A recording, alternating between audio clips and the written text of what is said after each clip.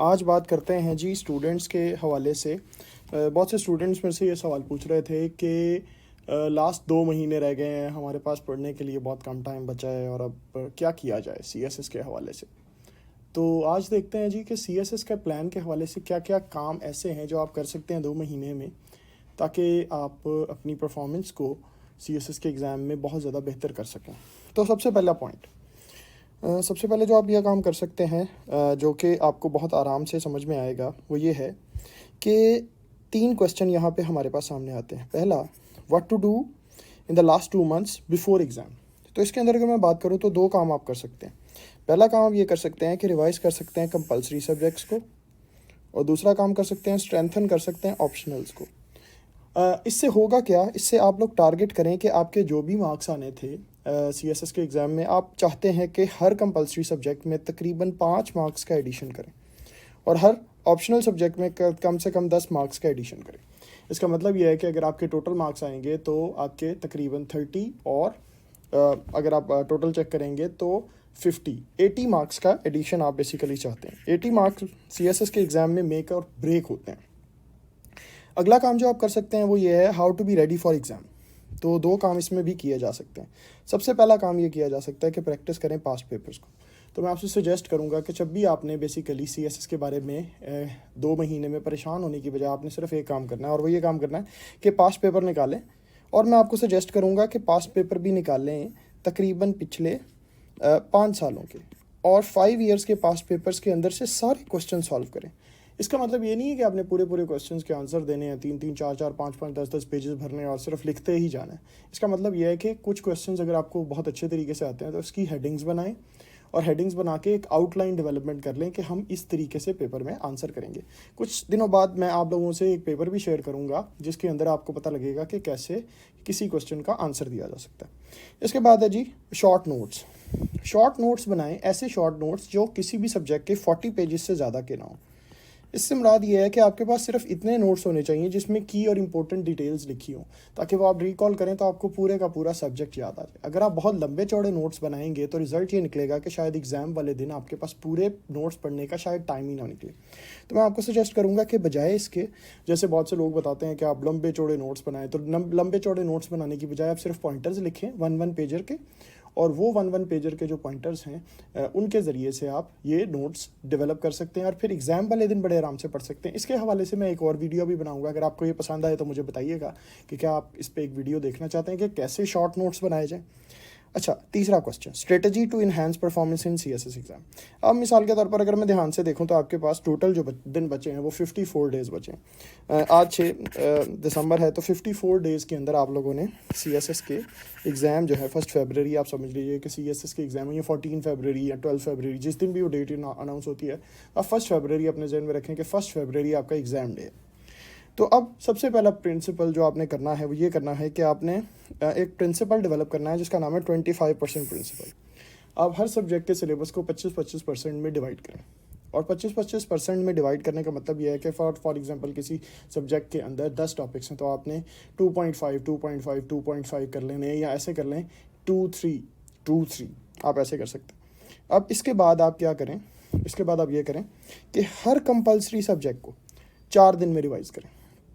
और रिवाइज़ करने के लिए जो आपके पास सब्जेक्ट्स हैं उसकी स्कीम ये होगी कि आप 2 दिन 2 डेज़ 25% के ज़रिए से क्या करेंगे, सारे का सारा सिलेबस एक दफ़ा रिवाइज़ करेंगे। जहाँ पे भी आपने पढ़ा है या जहाँ से भी आपने पढ़ना है, जो भी बुक्स हैं उनको अलाइन करें और इसके बाद स्टार्ट करते हैं। 2 दिन में रिवाइज़ करने के बाद 1 डे होगा पास्ट पेपर्स के लिए। पास्ट पेपर्स के लिए आप देखेंगे कि क्या पास्ट पेपर्स के अंदर वो सारे क्वेश्चन आए हैं जो आप लोगों ने सॉल्व किए हैं, क्योंकि अगर आपने उसको रीकॉल ना किया, रीवेरीफाई ना किया, तो शायद पेपर में आपको कोई ऐसा क्वेश्चन आए जो आपने पढ़ा तो बहुत ज़्यादा है लेकिन शायद पेपर में नहीं आएगा।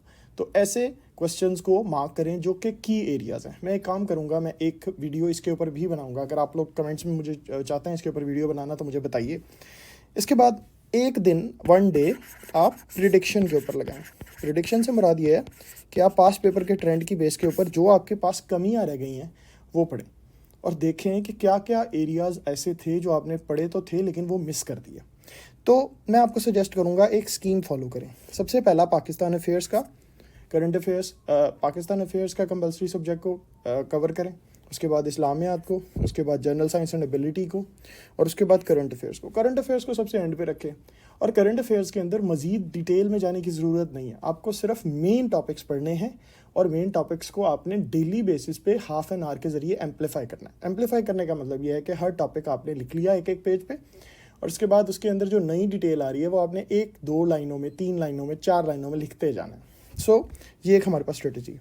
इसके अलावा ऐसे और प्रेसी का जहाँ तक ताल्लुक है, तो हर हफ्ते में मैं आपको सजेस्ट करूँगा कि आप 2 ऐसे और 2 प्रेसीज लिखें। नॉर्मली बेहतर रूटीन ये होती है कि एक ऐसे की आप आउटलाइन लिखते हैं और दूसरे ऐसे की आउटलाइन और ऐसे भी पूरा लिखते हैं।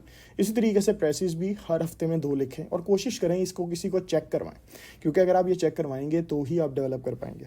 अगला पॉइंट, बात करते हैं ऑप्शनल्स की। ऑप्शनल्स की अगर बात की जाए तो तकरीबन 4 डेज़ का यही प्रैक्टिस ऑप्शनल्स पे अप्लाई होगा। सबसे पहले 200 का सब्जेक्ट लें, बिकॉज उसका एरिया ज़्यादा होगा, स्पैन ज़्यादा होगा, और उसको 6 दिन में कवर करें। 4 दिन सब्जेक्ट पे लगाएं, 1 दिन पास्ट पेपर्स पे लगाएं, और फिर 1 दिन आप उस सब्जेक्ट के हवाले से क्या करें, रिवीजन करें और नए क्वेश्चंस की तरफ बात करें। इसी तरीके से हर ऑप्शनल के लिए 4-4 दिन लगाइए। अब मैं आपको सिंपल वर्ड्स में बताऊँ तो तकरीबन ये बनते हैं 22 दिन। 22 डेज़ में आपके ऑप्शनल्स कवर होंगे, और तकरीबन आप ये समझ लीजिए कि 16 डेज़ में आपके कंपलसरी कवर होंगे। ये करने के लिए थोड़ा टैक्सिंग टास्क तो ज़रूर है, लेकिन अगर आप ये ट्रिक फॉलो करें तो इससे मुझे बहुत ज़्यादा फ़ायदा हुआ था। तो पर्सनल एक्सपीरियंस से आपको ये बता सकता हूँ मैं कि it's a very very useful technique. इसके बाद अब ये काम करें कि ऑप्शनल्स और कंपलसरी ख़त्म करने के बाद आपके पास अभी भी 16 डेज़ बचेंगे। तो अब आपने अपने शॉर्ट नोट्स को एम्पलीफाई करना है, ताकि उसमें वो चीज़ें जो नहीं आ रही हैं, जो शामिल नहीं थी, वो ऐड कर सकें। तो अब एक काम करें, रिवीजन कोर्स रखें।